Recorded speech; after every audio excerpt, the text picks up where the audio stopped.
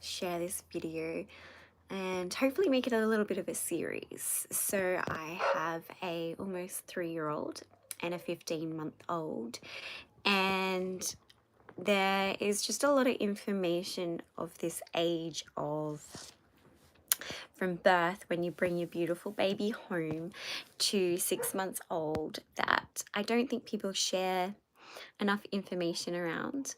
I did a lot of research when I was pregnant with my first son. I asked a lot of questions, got some advice, but there was still things that it wasn't until I was actually in that newborn phase, and I had to do even more research into specific topics that I didn't even know I needed to know about. There was just, a gap knowledge there. And so I had to do it while I was in that stage. And so I'm hoping that whether or not you're in that stage, or you're pregnant, or you're planning to be pregnant, some of this information might really help. And hopefully, because my eldest is 3 years old and I've gone through that stage, I would like to share knowledge from what I know, and then maybe later on as they get older I can share more, especially we go to the park and there's a lot of knowledge on what people struggle with, and what's normal, what's not normal, and also just my personal experience of what I've had successes with and helped other women with. Also, I've had 2 pregnancies and I have 2 boys. So girls, I've seen my nieces, so there's a lot of similarities and maybe there are some differences there. So my information will be broad, but there may be a knowledge gap for me on the specifics of having a girl. But I have had these 2 pregnancies and gone through the 2 different stages. And I can tell you that for me, they were both that birth to 6 months was actually quite different for my 2. And I was having a conversation yesterday about, because they were so different and why they might have been so different. One mum said that she wasn't going to have any more kids because she found that her first child was quite a struggle, and he's still a struggle because he's going through another stage, which my youngest is currently going through right now. And so I could see some similarities there as well, and things that may have been a little bit different. And so I'm just going to share some of my information with you and share some of the differences that I experienced with my first and my second. And there are 2 trains of thought between having your first and second as well. So I heard on a podcast 2 mothers that they said that their first one was so easy that they expected their second one to be so easy, and the second one turned out to be kind of a traumatic experience. And for me, it was the other way around. And I feel like for me, because even though I had studied so much about having a baby, there were certain things that I didn't know to expect. And my first stage of birth to 6 months old was quite eye-opening. And so I accidentally had my first child on the toilet at home. My midwife had said to me, because you can talk to me on the phone, I think you should stay at home for another hour. Taking her advice, I did. I went to the toilet and I gave birth to my son on the toilet. And so I actually had a really easy birth experience. We then really early in the morning, like 1 a.m. in the morning, we went into the hospital, and I actually found that to be more traumatic than giving birth. And because there wasn't this instant time for me just to be alone with my son, he started breastfeeding in the hospital, but there were certain things when I got home that I didn't know. So I didn't know that you shouldn't put anything on your body that has a smell, because my son just screamed when I held him when we got him home, because I had bought this belly rub that had a smell to it, and it was meant to be repairing in this time, but it actually ended up, he hated the smell and he wouldn't touch me, so he wouldn't feed. And so I had studied Ayurveda, which is Indian medicine, and they had talked about for cracked nipples that if you put some ghee, which is clarified butter, which is actually in our country really easy to buy from the shops, you can buy it online. If you put that on, it stops your baby getting colic and it stops you from getting cracked nipples. So I decided to give my son some of that just to fill his little tummy and try to calm him down. I also used it's like a herbal remedy, but also homeopathics for their immunity.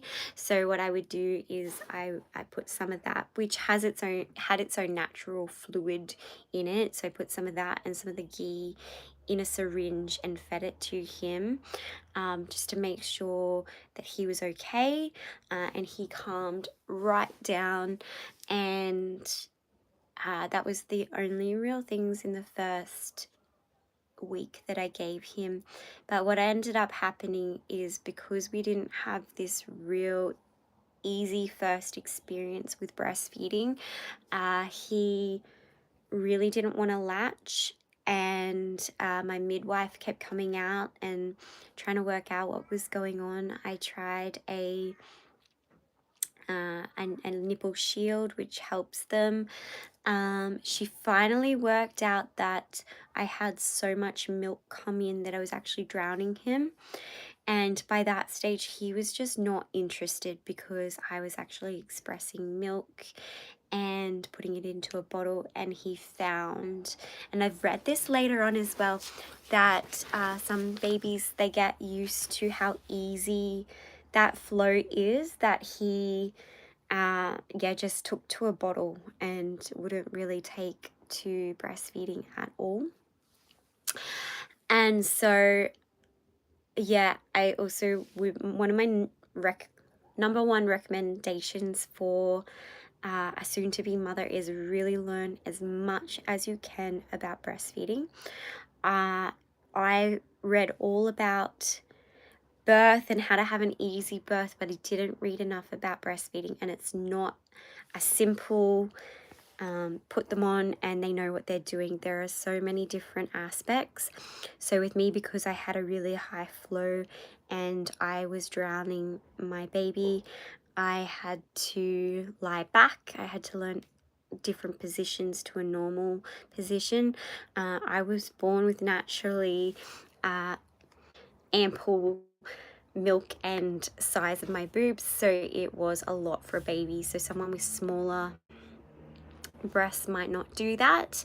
And so it was a journey for us. And also, I didn't know that when you collect your milk, and you have day milk and night milk, and we were just mixing it all together.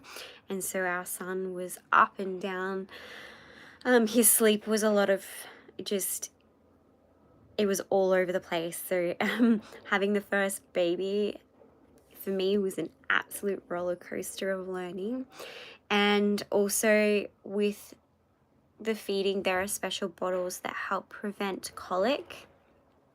So we finally came across Dr. Brown's, and you can get glass bottles as well. So that was a really good product. But before that, we were using the ones that had come with the breast pumps, and he was getting severe colic to the point where we used to have to put, in his first few weeks, we had to put him in the car to get him to go to sleep at night.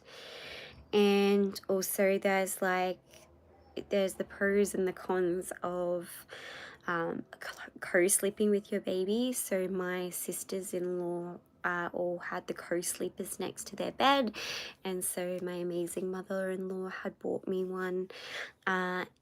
But being a first-time parent, my husband actually every 5 minutes would wake up thinking the baby had cried. And so even though he went down really well in the co-sleeper,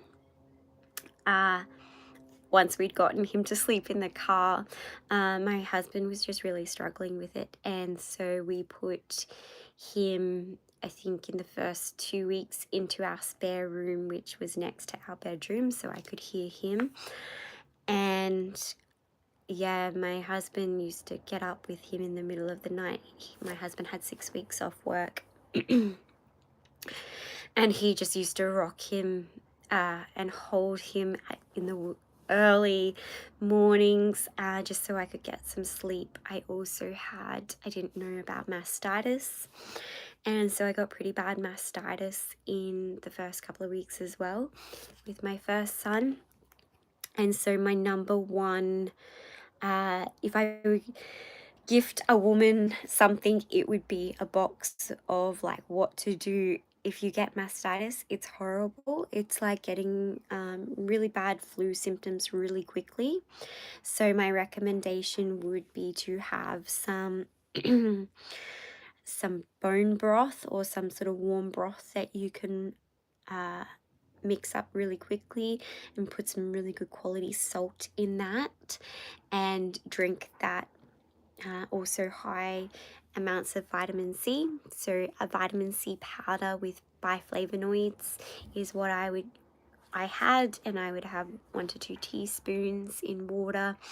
I would make my body as warm as possible.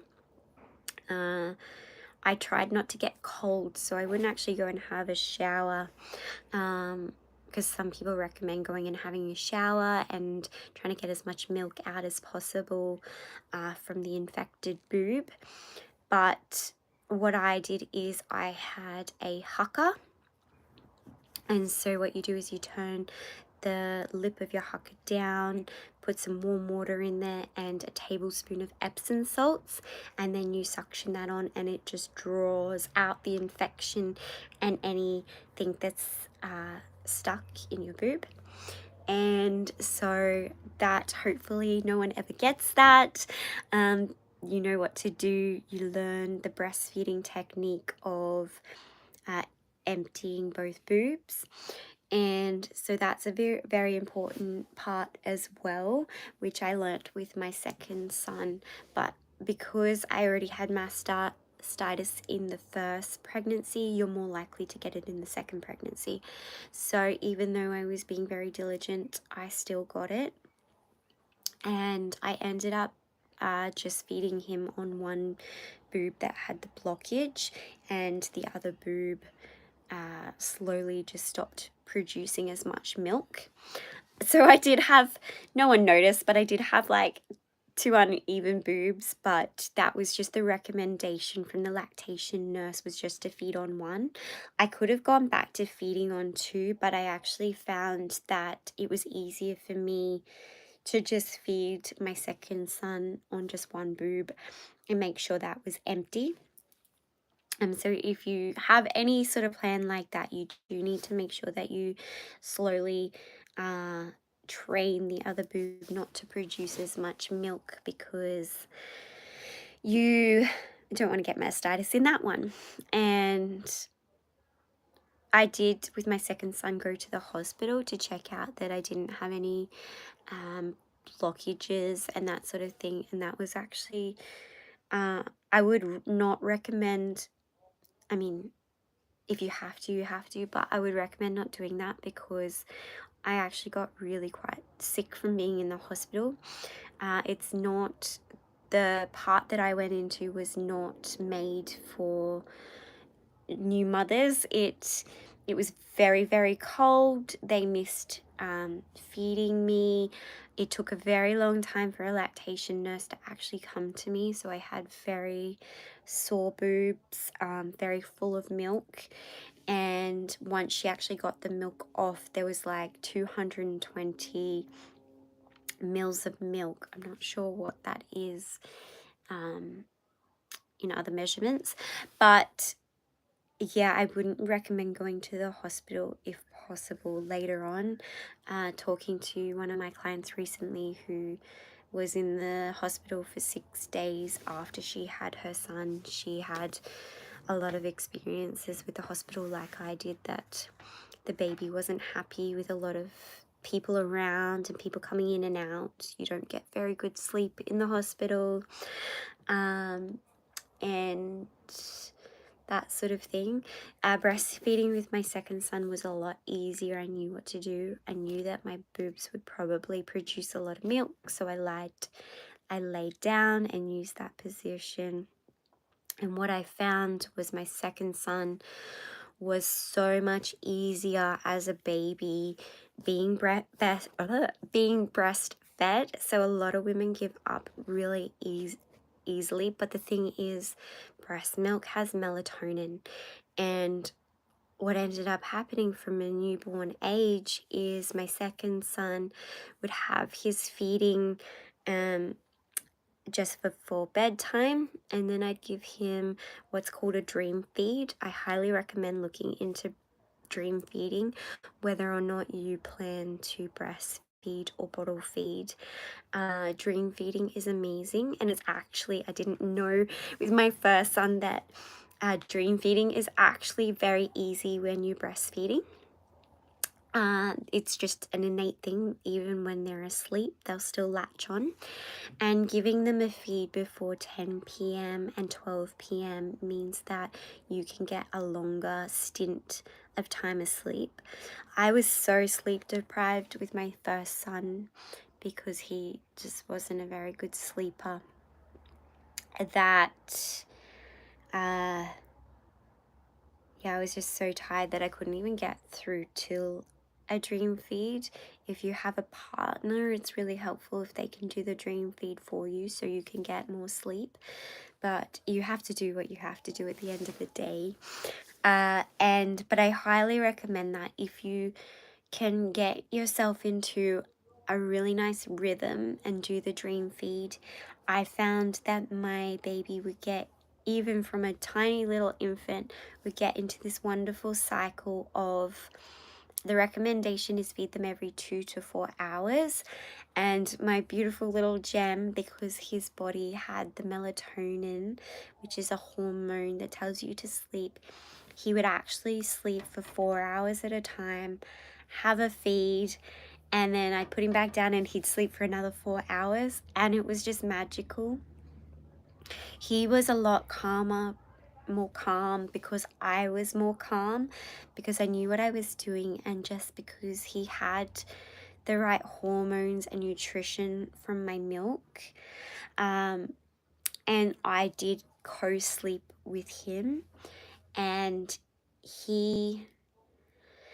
there's some advice out there that you should never put your baby in your bed, and there are books out there about co-sleeping, and there are other mothers that will talk about it, and I'm just talking about my experience. This is not necessarily a recommendation. Talk to who you need to talk to, the professionals. This is just my experience, and I'm sharing that with my first son, because he was in the spare room on his own. He seemed to do fine with that. I just found that I was more sleep deprived because I was getting up and having to get him and go into our lounge room and feed him and then get him back to sleep, which could take an hour to 2 hours. That I was much more sleep deprived. With my second son, because he was so attached to me and he just wanted to be close to me, he actually slept on my body. And so I would be propped up in the bed with pillows. They say the number one thing is that with your partner in the bed, you need to keep the baby as far away from them as possible. They don't have the signal in their brain that says there's an infant there, don't roll on it, whereas a mother does. And so my second son wouldn't actually sleep very long in his co-sleeper next to the bed. So I did lay him on my chest and he did sleep for 4 hours at a time, which allowed my body to really rest. And although I feel like when you're in the newborn mother stage, your body doesn't allow you to go into a deep sleep because you're protecting your child. And so I would recommend that you do keep your partner. So you might have your baby on your chest, or I had something called a bundle, which it's like a sleeping bag that goes underneath the neck of your baby, and then it keeps them really warm but at the right temperature because it's made of cotton and wool, and so it regulates their temperature and feels like being in the womb. And I would have him on the opposite side to my husband, just lying on my arm with his face propped up, and he was very safe. And I wouldn't go into a deep enough sleep that it would be a problem. Sleep deprived mothers say, and books say that you shouldn't sleep with your baby on the couch because you could roll on them. And I would say that is someone who is very sleep deprived. So if you are sleep deprived, you may have to consider what is the safest way for you to have your baby asleep. But I will just say that I was a lot less sleep deprived co-sleeping in this way with my second son. And there are a lot of books about attachment and why there's actually benefit to sleeping very close to your child. I will say that my second son is an amazing child and he's very independent, he's very happy. So if you need to do what you need to do, I will say that there is absolutely nothing wrong with him, even though he spent the first 6 months in a room next to us. After 6 months, which I will go into in another stage, but just to share in this one, he did come back into the bed with me. I still currently sleep next to, in our king bed, my 15-month-old, and our almost 3-year-old sleeps in a cot at the end of our bed. That's it's only got 3 sides to it, and it attaches to the end of our bed, and that works for us because if they need anything, we don't actually have to get up. And also it's currently coming up to Halloween, and we never used to, as a child, we never had Halloween really in Australia, but it's everywhere here now in Australia. And my almost 3-year-old is obsessed with it, and he's sometimes watches cartoons that have the scaries, he calls them. But it also is making him a little bit scared at night, and just having him there at the end of the bed, he knows we're there and we're not doing this back and forward thing of trying to get him to sleep. So that's really nice. But yeah, if you're interested in co-sleeping or not co-sleeping, there's a lot of different thoughts and beliefs. The Japanese actually, from what I understand, they put their beds, like they have mattresses on the floor, and all their kids sleep with them on the floor until they are ready for school. So I have gone back and forth with putting my boys in their own room, maybe them sleeping together, but we're just not at that stage yet, and I will share my experience of that when it's time. But also the easiest thing for me that I found was really getting my sons, someone call it a schedule, I call it rhythms. And I call it rhythms because it's not a strict time. It's based on the time that they wake up, and when feels a good time for bedtime, and we would go with that as their natural rhythms as to when they would have their naps. And so each day would look a little bit different, and we'd go with that. And so with my first son, we did really kind of rigid, like if he had been up for 2 hours, he'd be asleep by that time, and I would make sure that he was asleep by that time no matter what. With my second son, I was a little bit more flexible, and also I was feeding him to sleep before nap times, so he would fall asleep pretty much really easily and well. But the easiest thing for me was actually doing contact naps. So contact naps would be rocking in a rocking chair, would be lying down next to him in the bed. I did that a lot, and a lot of the times taking that rest. I have been a stay-at-home mum with both of my boys, so you can take it down, darling. You can bring it down on the floor.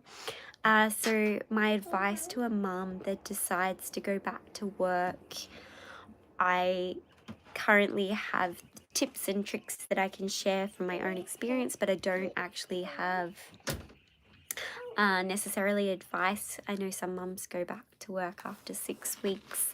That was never going to be for me, so I don't have specific advice on that. I also haven't put my kids in daycare, so I don't have expertise into how to organize that around someone else with your children. I did the full feedings routine with my first son, and she has information on that sort of stuff, so she's a really good resource into those. Hers are a little bit more like she gives you specific guidelines as timing from when your child wakes up, but I would really recommend getting into some rhythms with a newborn. Taking CARB babies is another resource which I used with my second son, which I found more flexible. It just kind of gave you like a certain amount of time, so they need to be asleep after 2 to 2.5 hours. These timings are not for from newborn to 6 months, but that's just what's in my head at the moment because of the age of my children. And so yeah, contact naps were amazing. It was the easiest way for my children to get a really good nap and to get into rhythms. If you've been out and your child is just between that newborn and 6-month-old phase just seeming not to get into a rhythm, I would really recommend staying at home 2 to 3 days and really getting into that rhythm, really resetting your nervous system and the baby's nervous system to get back into that, because once the baby's back into that rhythm, it's a lot easier to do a little trip out. I also did a very gentle version of the golden month. So a golden month, I highly recommend looking into that too, which the golden month just allowed me to tell people that if you want to see me and the baby, you need to come to me. I'm not coming to you for the first 40 days. If you want to come into my home, you must be respectful and helpful and be there to help. That's what my 40 days was about. It was about nourishing myself and nourishing my child and not listening to society's need for you to go out and show off your child. It actually hurts me inside a little bit when I see brand new babies outside in the cold wind and their mothers don't know what to do. We were out at the park on a really windy day. It was my son's first birthday, so we'd planned it, and unfortunately it happened to be really windy, and there was a group of women and the mother had this newborn little baby and it was screaming, and it was because that baby, the wind and the environment, and no one had the thought to say maybe you should go inside and, you know, protect yourself and the baby. They were all, yeah, I highly don't recommend. Everyone gets to do what they want to do, but my only, I did do little walks with my husband with a baby in a baby, very close baby carrier, and it would be a really short walk and get out. But I did as little as possible to do that until kind of my 40 days was done and up. And so yeah, that time is really sacred and about you.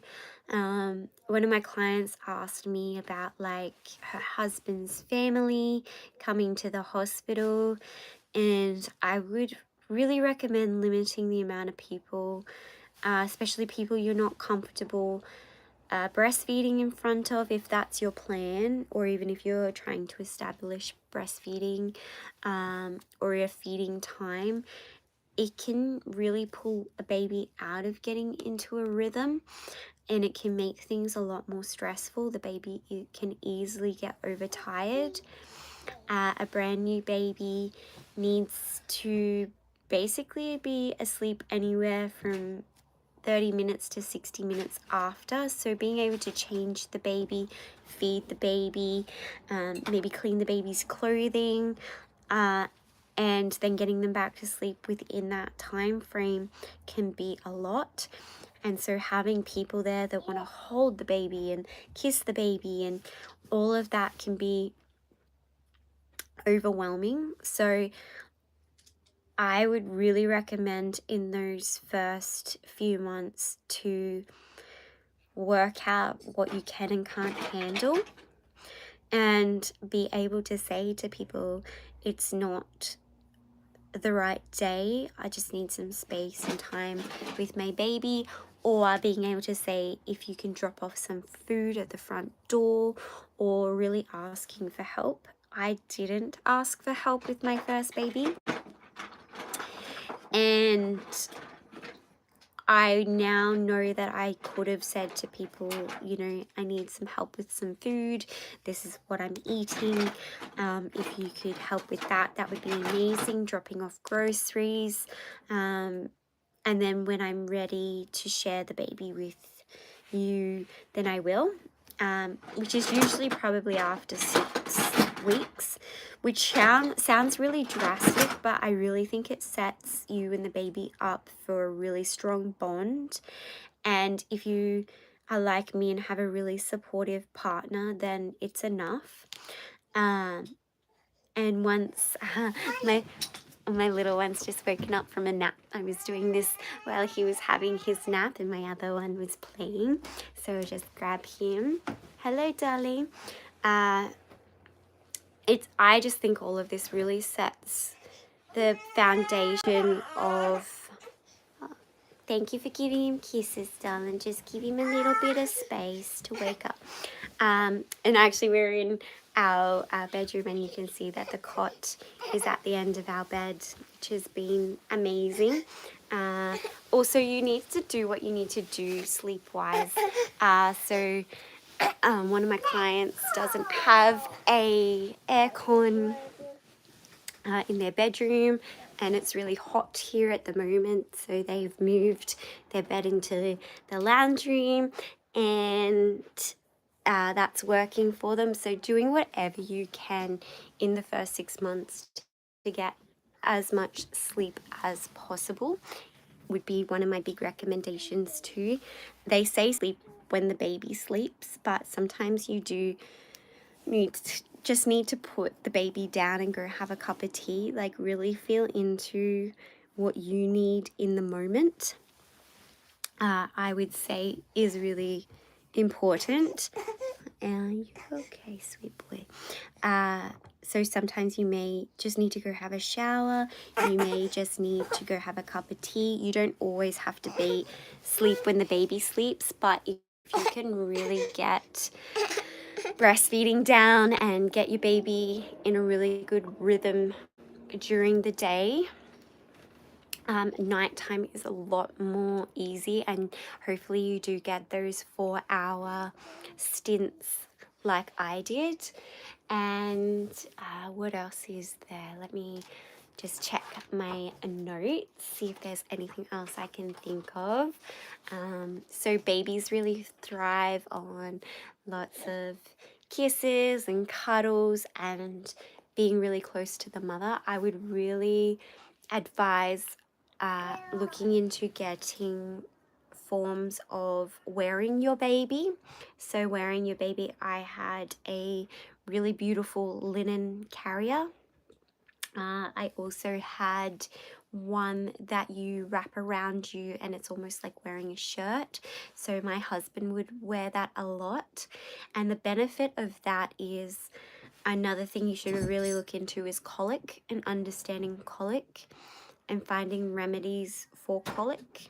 And my one was, because I was wearing my baby a lot during the day, is that they were in an upright position, which really allowed the gas to move through the baby. Also learning about baby massage and baby exercises for the tummy and legs that help get the colic out, and learning how to birth a baby. You don't want the music right now. Thank you for trying to give him the music, darling. He's just waking up. So really, yeah, learning how to burp them properly, and there's gentle burping that you'll need to learn to use when they're asleep if you do the dream feed, which is just gentle rubbing up. Theo, he doesn't want anything right now, sweetheart, but thank you for trying to make your brother happy, darling. And yeah, so definitely learn about breastfeeding, learning about colic, learning about sleep rhythms and how long your baby should be awake and asleep during the day was really amazing and helpful. And also, I've been teaching this to one of my clients, and so she said it's been so helpful and changing. So if you can learn all of this before you give birth, it would be really helpful. But if you're in it now, finding those resources, and this video will be a part of my personal postpartum course, and so learning all of that stuff. I really don't think you can hold your baby enough. It's just learning how to still get your own self-care and manage your own nervous system is really important. So working on that before you have a baby also. But just deep breathing. If your baby's crying and you just don't know what to do, putting your baby down for 5 minutes in a safe place and taking a breath, buying some calming teas, anti-colic teas. My son is playing with his Lego, putting it all over the floor. Those are really vital. And if your baby is screaming in the middle of the night and you don't know what to do, put that baby in the car or put that baby in a carrier and go for a walk, go for a drive, get them to sleep, reset, start again. Also, I think your relationship with your partner is so vital. Helping them understand what you need and how they can help. They don't always know how to help. They're new parents as well. So asking them for the things that you need. And you're okay. There you go. You're okay. Good boy. Yeah, really asking them. Thank you. It is a baby, darling. There's mummy's notes on having babies. And so, yeah, be patient with yourself, be patient with your children, be patient with your partner. A lot of they say like the first year of having a child can really put a lot of strain on a yes, darling, put a lot of thank you, put a lot of strain on a relationship. So making sure that you're being kind to each other and saying, you know, it's your turn to go have a shower. So might also make your bath shower time an absolute ritual. Buy some beautiful candles, buy some non-smelling, yes, darling, shea butter to rub on your body, wash your hair, whatever you need. Have a bath with magnesium, even if it's for 5 minutes before you go back to the baby. Make that your time. I would go and do this, and I would just surrender everything from my day into the bath, into the shower, bring myself back together, fill my own cup so that I could give again to my children. Was so important. And can I just have that one for a second? Yeah, I think that's really vital. Maybe your partner can make you a cup of tea while you're in there, while they hold their baby. Also remember to give your baby to your partner, because they need to bond with their partner too. A lot of skin to skin contact is really important. So my husband would often put the baby carrier on without a shirt on and allow the baby without their shirt on, and getting that really amazing skin to skin contact.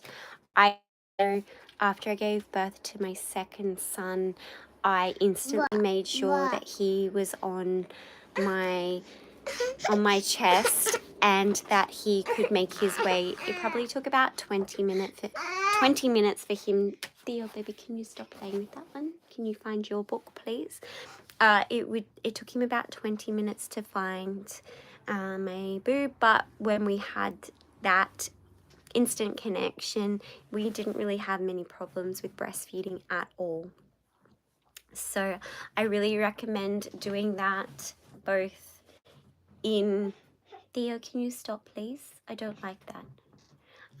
Having that connection in the hospital or at home or wherever you have your child, making sure that that is a primary thing that you do.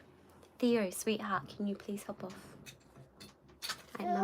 Mummy doesn't like that, darling. And so I'll just check that that's all for this one that I was thinking of. But yeah, like lots of close contact. They love music. My son really loved music to go to sleep. My second son, because he was breastfed to sleep, didn't need it as much. So rocking, I really recommend. I'm still in my rocking chair. If you can make one big investment for the first 6 months, it would definitely be a really comfy rocking chair. I bought a cheap one with my first son, and when I found out I was pregnant with my second son, I said to my husband, if I'm going to have more of your babies, you need to buy me a really good rocking chair that's really comfy. And this one is so comfy that my first son and my husband took it over while I was still pregnant.